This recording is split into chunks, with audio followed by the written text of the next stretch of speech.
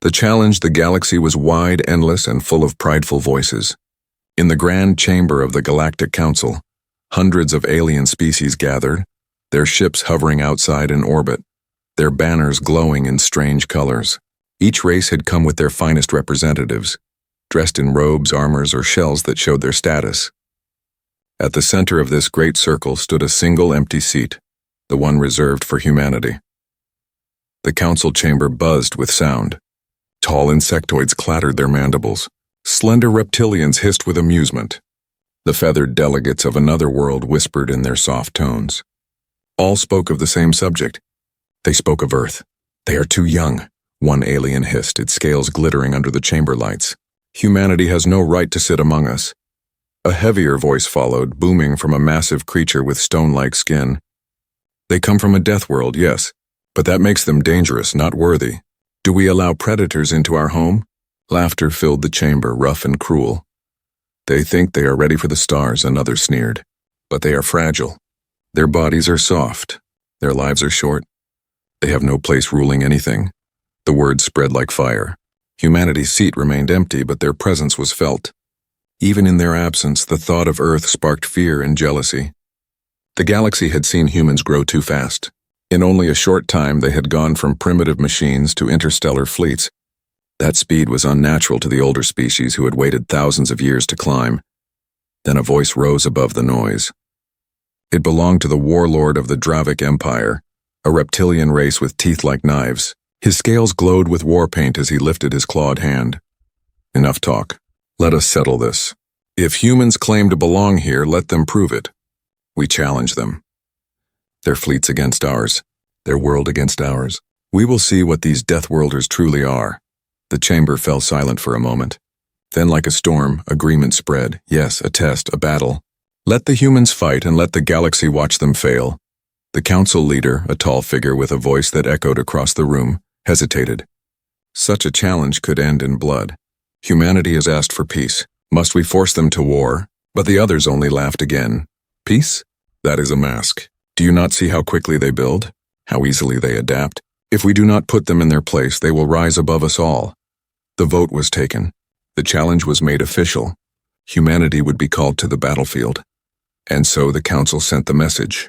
It traveled faster than light, burning through space until it reached Earth.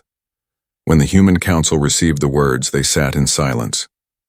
Leaders from every nation gathered, men and women with hard eyes, soldiers, scientists, commanders, all stood together under the flag of Earth. The alien message was clear. Humanity was to fight. If they refused, they would be stripped of their seat, treated as children, not equals. If they fought and lost, Earth could be crushed by fleets from across the stars. For a long moment, no one spoke. Then, slowly, a smile spread across the face of Admiral Carter, the commander of Earth's defense fleet. "They want a challenge," he said. His voice was calm, but it carried a weight that filled the room. "They will have it," another leader frowned. "Do you understand the danger? If we lose," Carter's eyes burned like steel, "we will not lose. Not humanity. They do not understand us. They never have." A ripple of agreement passed through the human council. They had faced extinction before. They had survived plague, famine, fire, and endless war. They had lived on a planet that killed the weak and hardened the strong. Humanity had always been tested. This was only another test. Still, the challenge was dangerous. The galaxy did not know Earth's true strength.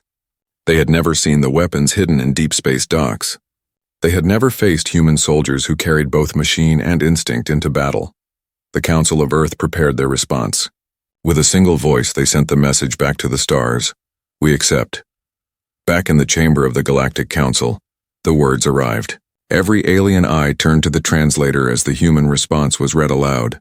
The hall grew cold. The humans had not refused. They had not begged. They had not argued. They had simply said yes. The Dravic warlord bared his teeth in a wide grin. "Good, then let the galaxy see. We will crush them, and the humans will crawl back to their world. Their fire will burn out." But in the shadows of the chamber, a few voices spoke quietly, with unease. They accepted too quickly. They did not argue at all. Perhaps they know something we do not. The laughter of the warlord drowned out those whispers. Far away, on Earth, Admiral Carter stood before his fleet.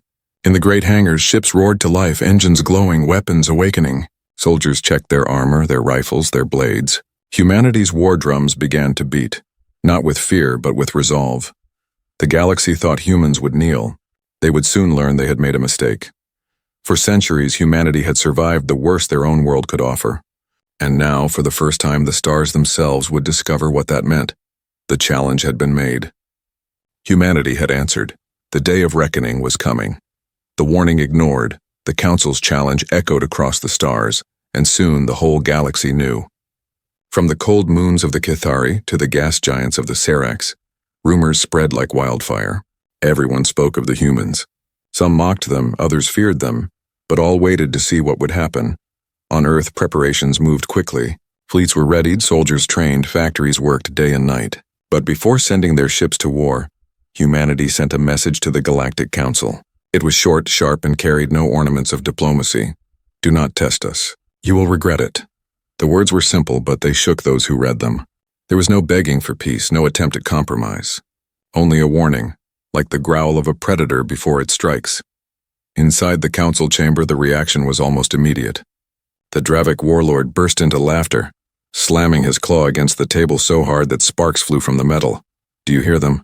They try to frighten us. The little predators think they can scare the masters of the galaxy? His fanged mouth split into a grin. Let them come. Many others joined in his laughter. The insectoid races clicked their mandibles in amusement, while the feathered diplomats fluttered their wings in mockery. To them, humanity's warning was nothing more than the bark of a small animal, desperate to sound fierce. But not all shared this confidence. A few delegates shifted uneasily in their seats. One of them, an elder from the Thalaran species, spoke in a low voice that carried far. They do not sound afraid, he said. His long silver eyes blinked slowly. Perhaps we should listen. Listen? The Dravik warlord roared. To apes who still bleed when cut? To deathworld scavengers who survived only by accident? No, elder. We will crush them and remind them of their place. The council voted again and the majority agreed. Humanity's warning would be ignored. The battle would proceed as planned. The chosen battlefield was a stretch of space near the ruins of an old star system, once home to a species now extinct. Asteroids floated like bones, broken worlds turned to dust. It was a graveyard of the past, and soon, they believed, it would hold humanity's remains as well. As fleets began to gather there, the galaxy buzzed with anticipation. Thousands of ships from dozens of races prepared to watch. They wanted to see humans humbled. They wanted to see the deathworlders fail. Meanwhile, on Earth, Admiral Carter stood before a screen filled with maps of the battlefield. Around him, officers and strategists studied every detail, every asteroid, every possible ambush point. Carter's face was calm, but his eyes burned with quiet fire. They think we are weak, he said. They think we are slow. They think we are soft. Let them keep thinking. A younger officer, nervous but eager, leaned forward. Sir, are we holding back? Shouldn't we show them our full power immediately? Carter shook his head. No, that is not how predators hunt. We let them grow bold. We let them believe they are winning. Then we strike. The room fell silent as his words sank in. Humanity had always been underestimated. In ancient times, great empires thought Earth's people could be enslaved.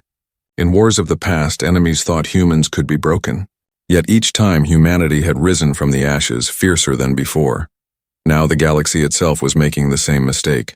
The fleets were launched. Ships like steel titans cut across the void, their engines glowing blue. Carriers, destroyers, stealth frigates, each one prepared for war. Yet to the outside observer, humanity seemed modest compared to the massive alien fleets gathering. Some alien races even mocked the human designs. Look at their ships, one alien commander sneered. Too small. Too crude. They will fall in minutes. The Dravik warlord, watching from his flagship, growled with hunger. I will tear their fleet apart myself. But even as the galaxy mocked, some began to notice strange details. Human ships moved differently. Their formations were tight, their engines silent when they should have roared. And though their numbers seemed fewer, there was something about the way they flew, like wolves circling in the dark. The first clash came quickly. Alien fighters streaked forward, plasma beams flashing in the void. Human ships responded, but only with light fire. To the council observers, it seemed humanity was struggling. Alien commanders sent reports of easy victory. In the chamber of the council, cheers rose as the first human ships were damaged. "See?" the Dravik warlord shouted. "They are nothing." But in the shadows of the chamber, the Thaloran elder's silver eyes narrowed. He leaned toward another delegate and whispered, "No, they are waiting." Back at the battlefield, Admiral Carter stood on the bridge of his flagship, watching calmly as the reports came in. His officers looked nervous as alien fleets pressed harder. "Sir, they are mocking us," one of them said. "They think we are retreating." Carter's lips curled into the faintest smile. "Good," he answered. "Let them laugh." The humans were not showing their true strength. Not yet. They wanted the aliens to believe in their own victory. They wanted them to move deeper into the trap. For now, the galaxy saw only weakness. But soon, very soon, they would see what it meant to ignore a human warning. Humanity strikes back. The battlefield was silent for a moment, an endless void filled with broken planets and drifting asteroids. Then, without warning, light tore across the darkness as alien fleets opened fire. Plasma beams burned the shadows. Missiles streaked like falling stars, and the vacuum of space became a furnace of destruction. Human ships answered, but only with measured force. A few railgun rounds fired, a handful of fighters launched. To the watching galaxy, it seemed as though Earth's fleet was struggling to survive.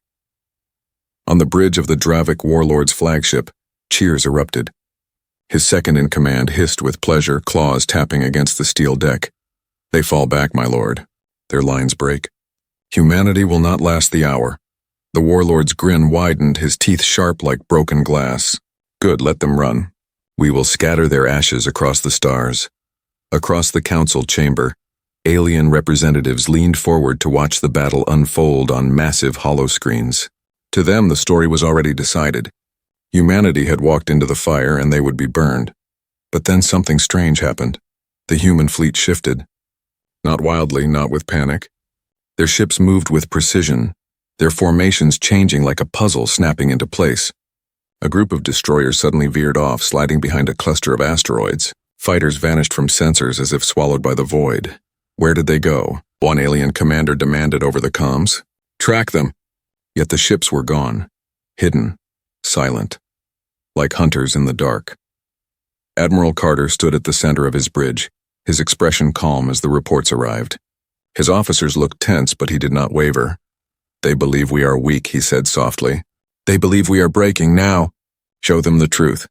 At his command, the hidden destroyers powered up. From behind the asteroids, rail cannons fired, launching metal projectiles at impossible speed. They cut through alien shields like paper, smashing holes into ships that had once been thought indestructible. Explosions rippled through the void. Alien fleets faltered, their commanders shouting in panic, "What is this? How do they pierce our shields?" On another flank, human stealth frigates uncloaked. They had been invisible until now, their engines masked by advanced tech. Suddenly, missiles streaked out, guided with deadly accuracy. Alien cruisers erupted in fire, their hulls splitting apart. In the council chamber, laughter turned to silence. Delegates leaned closer, their eyes wide. "This is impossible." They were hiding their strength. They are not retreating. They are hunting. Human fighters now swarmed the battlefield. Small, fast, and vicious, they tore through alien squadrons with ruthless precision. Unlike their opponents, they fought without fear, weaving through firestorms with terrifying skill. The Dravik warlord snarled as his fleet began to lose ground. He slammed his fist into the command rail. "No, more fire! Crush them!" But even as he barked orders, his flagship shuddered under impact. Human boarding ships had latched onto its hull, cutting through steel with plasma torches. The warlord's eyes widened in disbelief. They dare? Inside the corridors of the alien flagship, human marines advanced. Their boots echoed like war drums, rifles blazing, blades flashing in close combat. They were not the fragile creatures the galaxy had imagined. They moved like predators unleashed, their eyes burning with the will to survive. Reports spread quickly. Across the battlefield, alien ships were not just being destroyed, they were being taken. Human forces stormed enemy vessels, turning the tools of their foes against them. One alien commander shouted into the comms, "They fight like beasts." They are not soldiers, they are monsters. But to humans, this was not new. For ages, they had fought wars on their own world, against themselves, against nature, against extinction. Every battle had taught them something. Every struggle had sharpened their instincts. And now all that history was poured into the stars. On the bridge of his flagship, Admiral Carter gave a single order. His voice was calm, but it carried the weight of centuries of survival. Advance. The human fleet surged forward. No longer holding back, they revealed their full arsenal. Massive cannons roared. Energy weapons lit the void, and drones swarmed like locusts, overwhelming defenses. Alien fleets crumbled under the storm. Panic spread. Ships tried to retreat, but human warships cut off their escape. One by one, vessels that had once been proud symbols of galactic power were torn apart. In the council chamber, silence grew heavier with every passing moment. The Dravic warlord's grin was gone, replaced by a twisted snarl of fear as he watched his own fleet collapse. The Thalaran elder spoke again, his silver eyes glowing with grim certainty. "We were warned," he whispered, "and we ignored it." The screen showed human soldiers raising their banners on captured alien ships. Their voices echoed through the comms, filled with iron resolve. For Earth. For humanity. The galaxy watched as the tide turned completely. What began as a test had become something far greater. Humanity was no longer the hunted. They were the hunters. And as the last of the alien lines broke, one truth became clear. Ignoring humanity's warning had been the greatest mistake the galaxy had ever made. The Deathworlders unleashed. The galaxy had expected a battle of equals. What they were witnessing was a slaughter. Alien fleets that once boasted of strength now drifted in fire and silence. Ships cracked open like eggs, their crews spilling into the cold void. Others burned from within, their engines torn apart by railgun rounds that cut through metal as though it were flesh. Humanity did not retreat. Humanity did not hesitate. Humanity advanced. But what terrified the galaxy most was not the technology. It was the people. Human Marines stormed alien ships with a fury no one had imagined. They fought in corridors filled with smoke and blood, pressing forward even when wounded, refusing to fall back. Their voices echoed through the comms, short commands, steady breathing, not the panicked cries the Council expected. These were not prey. These were predators. One alien officer, cornered on his bridge as human soldiers cut through his crew, screamed into his transmitter. "They do not fight like soldiers." "They fight like death itself. Stop them, stop them!" But there was no stopping them. For ages, humans had grown on a world of storms and beasts where survival was earned, not given. Fire, ice, famine, and plague had hardened their blood. They had fought one another for land, for food, for survival itself. On Earth, every victory was carved from struggle. And now, that struggle was carried into the stars. Admiral Carter stood tall on the bridge of his flagship as the reports came in. His voice remained calm, cold, steady. Sector 4 secured. Enemy flagship breached. Dravic fleets falling back. Carter's gaze was sharp as steel. Do not let them run. The galaxy must remember this day. Across the battlefield, humanity pressed harder. Where aliens faltered, humans drove forward. Where shields failed, humans charged into the breach. Their technology was advanced, yes, but it was their will that shattered their enemies. They refused to break. They refused to bow. In the council chamber, silence smothered the delegates. The screens showed everything. The burning fleets, the captured ships, the humans fighting with relentless force. The mocking laughter that had filled the chamber earlier was gone. Now there was only fear. The Thalaran elder rose slowly from his seat, his silver eyes cold. They are not like us. They are not like any of us. They are Deathworlders, and we have unleashed them. The Dravic warlord, watching his empire collapse, slammed his claws into the table until blood dripped between the cracks. His voice was filled with fury and terror. No, this cannot be. They are only apes, only apes. But even he could see the truth. On the field, his flagship shuddered as human Marines tore through its defenses. His soldiers, larger, stronger in body, still fell to the humans who fought with cunning and rage. Every trick, every trap, every tactic he used, humanity broke through. Then came the moment that would be remembered forever. A human Marine squad reached the warlord's throne room. They kicked down the reinforced doors, rifles raised, helmets glowing with blue visors. The warlord rose from his seat, teeth bared, claws ready. He expected fear in their eyes. He expected hesitation, but there was none. The squad leader stepped forward, voice calm, steady, certain. "You should have listened to the warning. The warlord roared and charged, claws swinging. The human did not step back. He fired once. The warlord fell, his body crashing against the steel floor. The galaxy had watched, and now they knew. This was not a war. This was a lesson. A warning written in fire. On captured channels, human voices spread across the void, heard by every ship, every species, every council member. The words were simple, cold, and final. We are humanity. We come from the deathworld. If you challenge us, we will endure. If you attack us, we will survive. And if you try to break us, we will destroy you. In the council chamber, many delegates lowered their heads. For the first time in centuries, the galaxy felt the chill of fear. Not fear of monsters or gods, but fear of a species that refused to die. The humans had been tested. The galaxy had thought them weak. But now the truth was burned into every mind. Humanity was not fragile. Humanity was not prey. Humanity was the apex. The galaxy learns fear. The smoke of battle still drifted across the void, glowing red against shattered worlds. Where fleets of proud alien empires once shone like blades of light, now only wreckage remained. Hulls split open, engines gutted, crews silenced. The graveyard of the battlefield stretched for thousands of kilometers. And among the ruins, only one force still moved with purpose: humanity.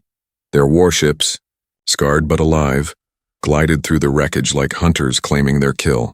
Fires burned in the silence of space, and the shadows of human vessels fell across the corpses of greater empires. The council watched in silence, their eyes wide, their voices stolen. Hours ago they had mocked humanity. Hours ago they had laughed at the warning Earth gave. Now no one laughed. Admiral Carter stood on the bridge of his flagship, looking out into the black expanse littered with flames. His officers awaited orders, but for a moment he only stared.